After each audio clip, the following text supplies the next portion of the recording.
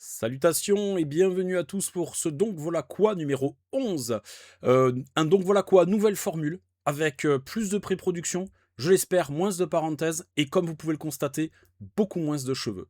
Donc aujourd'hui, on va répondre à deux questions qui ont été posées à la suite du Donc voilà quoi numéro 3 où on parlait de la sémantique étuile, douille. Je dis on mais je pourrais dire je, hein, voilà. Et donc ces deux questions, il y en a une qui porte sur modérateur de son, réducteur de son et fatalement silencieux de Devok Krum et la deuxième, donc, c'est sur Chien et Marteau, et elle est posée par Mister Obion35.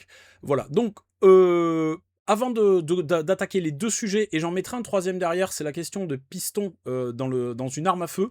On a déjà traité le cas avec Thomas, mais je reviendrai brièvement dessus.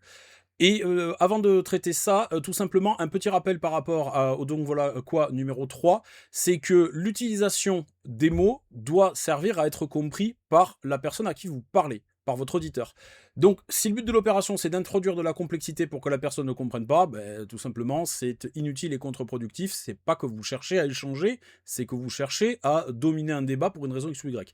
Ici, c'est pas du tout mon projet. Mon projet, c'est d'expliquer aux gens et que les gens comprennent. Donc, on va commencer par tout simplement chien et marteau. Donc le cas chien et marteau. Pour ceux qui introduisent une différence entre la notion de chien et marteau, parce qu'il y en a qui vont généraliser l'utilisation du terme chien, ceux qui font une différence, pour le chien, il y a un percuteur porté par la pièce, qu'il soit fixe ou qu'il soit oscillant, c'est-à-dire qu'il ait une capacité de débattement qui lui permet de se guider à travers le canal de percuteur, et le marteau ne porte pas son percuteur, ce qui veut dire que pour le coup, le percuteur est porté par un autre élément de l'arme, qui peut être la culasse, et qui peut être par exemple, dans le cas d'un fusil de chasse, la bascule. Ça, c'est pour les gens qui vont introduire une différence. Et les autres vont avoir tendance à généraliser le terme chien. C'est globalement mon cas. J'ai tendance à généraliser le terme chien, peut-être plus par habitude qu'autre chose, mais surtout parce que finalement la pièce, qu'elle porte ou pas le percuteur, va avoir le même rôle, c'est-à-dire va donner de l'énergie au percuteur pour venir frapper l'amorce. Donc le fait que le percuteur soit finalement attelé au chien ou qu'il ne soit pas attelé au chien et que donc ça devienne un marteau pour certains, pour moi, on va dire ça ne nécessite pas une distinction sémantique. Mais je peux comprendre qu'il y en ait qui en aient besoin. C'est pas un souci. Donc voilà, c'est comme ça qu'on va faire la distinction. Comme je disais, j'ai tendance à généraliser l'utilisation du terme chien, notamment à l'écrit. Voilà, ça permet également de le dissocier de l'outil, même si très clairement, généralement dans le contexte, on comprend très bien si on va parler de la pièce de l'arme ou de l'outil, mais finalement, on va dire dans le jargon, ça fait une pièce, un usage, le chien, et je vais y associer derrière le détail de est-ce qu'il porte le percuteur ou est-ce qu'il porte pas le percuteur. Une fois de plus, là-dessus, il y a des usages, je dirais, il n'y a pas d'autorité morale, voilà, il n'y a pas d'église là-dessus qui va permettre de dire qui a raison, qui a tort. Les détracteurs du terme marteau vont vous expliquer que c'est un terme qui vient de la traduction de l'anglais hammer et que c'est pour ça que les gens l'utilisent, alors que finalement le terme chien était utilisé largement avant l'introduction du terme hammer dans la littérature spécialisée, et je pense que c'est pas complètement faux, parce que l'utilisation du terme chien, elle est bien antérieure à la présence d'un percuteur dessus. Quand on va regarder une arme à silex ou quand on va regarder une arme à percussion, on va parler de chien alors qu'il n'y a pas de percuteur. Donc c'est pas la présence du percuteur qui justifie le terme chien. Et c'est pour ça que effectivement, j'ai tendance à trouver logique. Cette pièce a toujours à peu près le même rôle. Elle peut avoir des spécificités, porter son percuteur, pas porter son percuteur. Elle peut avoir un mouvement circulaire, elle peut avoir un mouvement linéaire comme dans le cas du VZ58. Ce qui importe pour moi dans le rôle du chien, c'est de transmettre de l'énergie cinétique à l'amorce, soit directement parce qu'il porte son percuteur, soit par pression sur le percuteur, et sachant que le percuteur derrière, il peut être de plusieurs types, enfin, il peut être principalement frapper appuyé ou frapper lancé, pareil, c'est des détails que vous avez dans le guide pratique des armes à feu pour ceux que ça intéresse.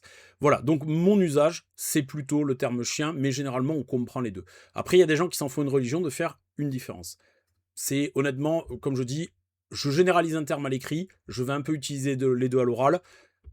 Comme je l'ai évoqué sur le premier des vécus, principalement parce qu'à l'oral, généralement, déjà on se relie pas, et ensuite, tout simplement, on réfléchit moins les mots qui sortent de la bouche. Tout simplement. Donc le cas modérateur de son, réducteur de son, silencieux.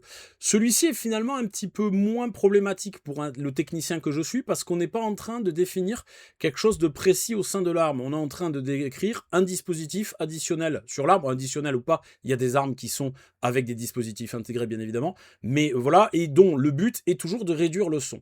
Là où effectivement il peut y avoir, on va dire, une légère confusion qui est induite, c'est quand on va parler de silencieux, parce qu'on peut avoir la notion, surtout quand on est un néophyte et qu'on n'a jamais entendu ça, que effectivement ça va supprimer totalement le bruit de l'arme.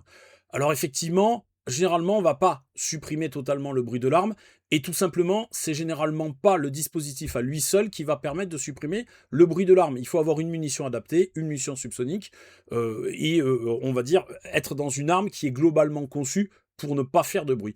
Vu que une arme en fin de compte va faire plusieurs bruits.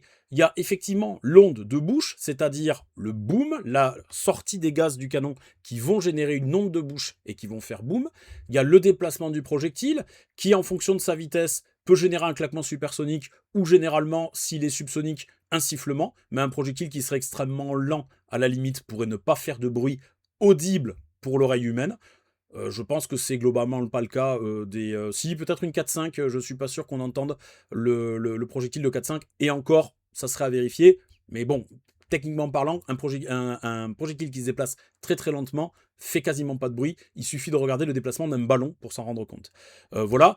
Ensuite, il y a le bruit des mécanismes, qui peuvent être le bruit du système de mise à feu, ça peut être le bruit du système de réarmement dans une arme à réarmement automatique, et bien évidemment, celui qu'il ne faut jamais oublier, c'est le bruit de l'impact du projectile, qui, en fonction de ce qu'il va rencontrer, va faire un bruit plus ou moins marqué. Et s'il rencontre quelque chose de vivant, va faire un bruit plus ou moins marqué, accompagné de plus ou moins de hurlements.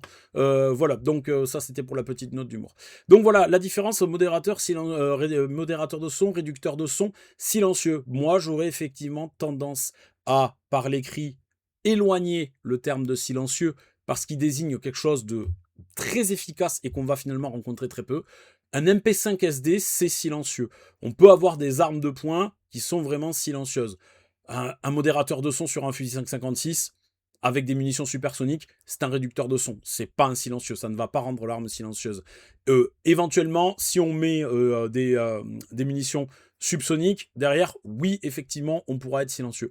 Mais finalement, j'ai envie de dire dans ce cas-là, il faut presque plus s'attacher au résultat final qu'au dispositif lui-même.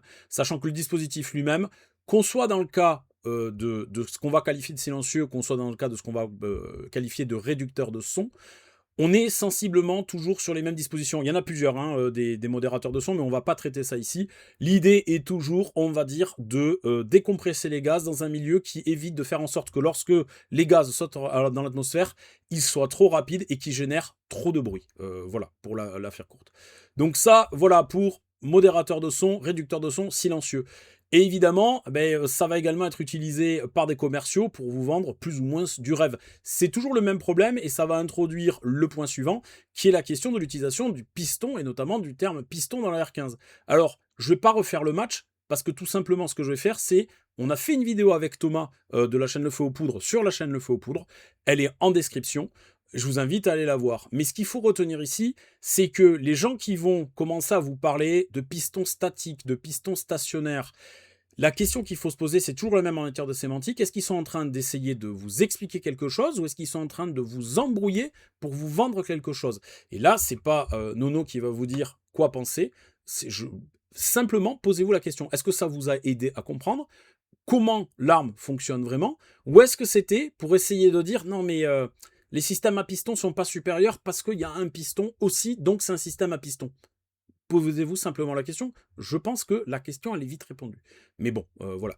Donc un petit peu sur ces quelques points sémantiques. Il y en a un dernier qu'on peut ajouter, parce que je pense que la vidéo sera pas très longue au montage. C'est la question de culasse glissière dans le cas d'une arme de poing. J'ai horreur du terme glissière. Lui, j'ai carrément tendance à l'exclure même à l'oral, même si ça doit pouvoir m'arriver que le terme m'échappe, notamment dans une conversation où vous échangez avec quelqu'un qui va utiliser le terme, parce que tout simplement par mimétisme, vous avez tendance à utiliser les mêmes termes pour être compris. Mais alors là, pour le coup, le terme glissière, lui, me gêne énormément. A priori, on est effectivement sur une translittération de l'anglais, c'est-à-dire slide, Et micro-parenthèse très intéressante, j'emploie mal le terme translittération. C'est ici le cas d'une traduction littérale, c'est-à-dire une traduction mot à mot. La translittération, c'est le remplacement de caractère à caractère. J'ai utilisé un mauvais mot, et ça arrive fréquemment à l'oral, et on s'en rend compte quand? Au montage. Et en fait, ce qui me dérange, c'est qu'en français, une glissière, dans un système, on va dire, où il y a un élément qui bouge, c'est pas l'élément qui bouge, hein, c'est l'élément sur lequel ça bouge. Et donc, effectivement, ce terme-là, il n'est pas approprié. Et donc, en fait, en fonction des systèmes, je vais avoir tendance à parler de culasse, si c'est la culasse à proprement parler, c'est-à-dire si elle porte la cuvette de tir, parce que finalement, ce qui peut définir une culasse dans une arme, c'est qu'est-ce qui va porter la cuvette de tir.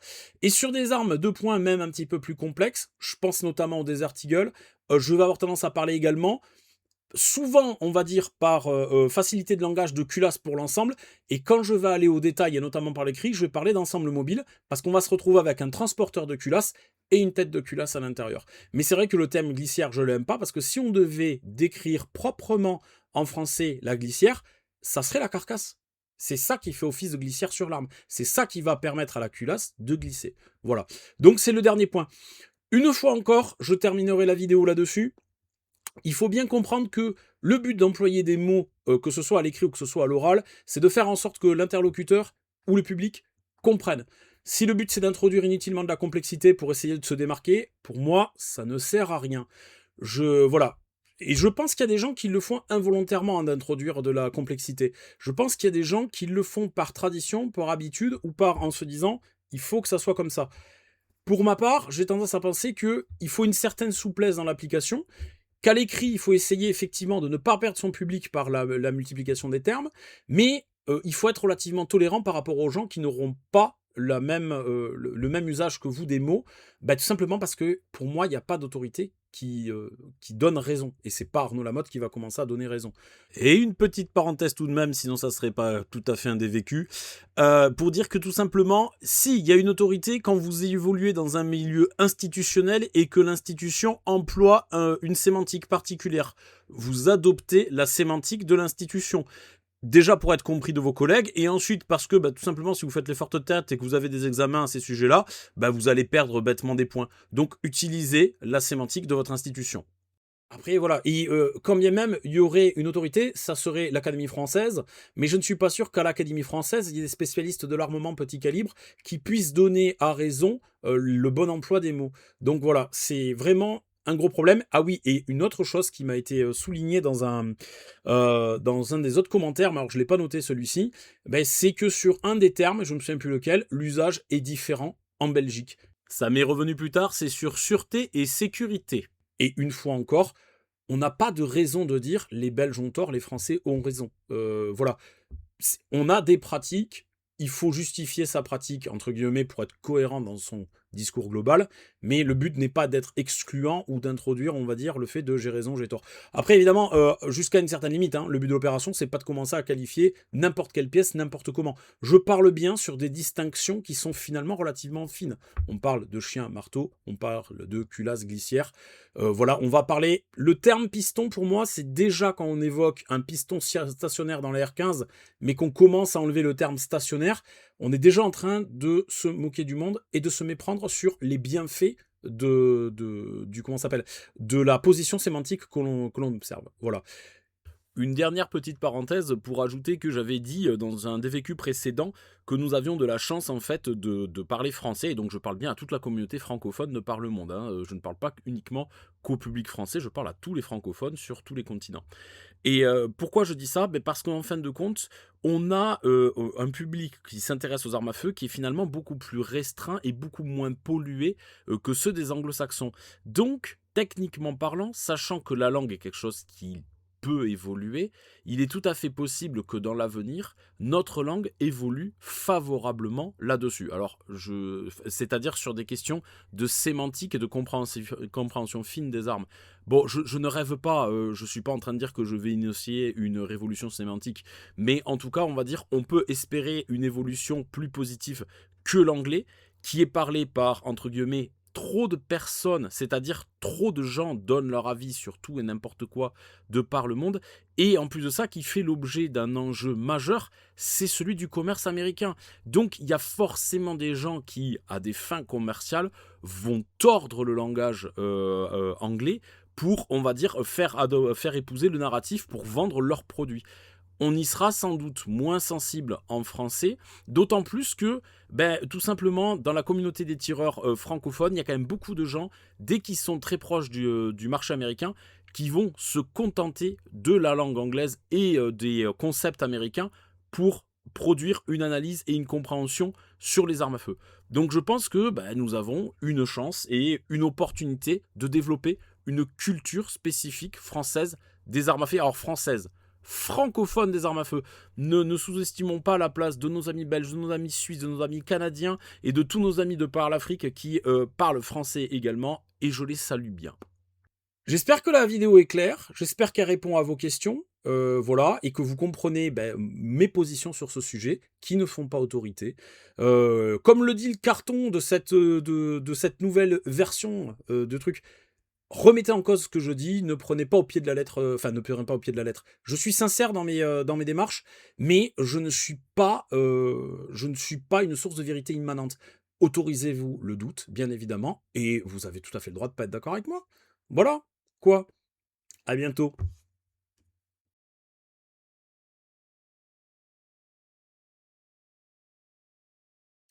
Évidemment que j'ai fait exprès de mettre ça dans le champ.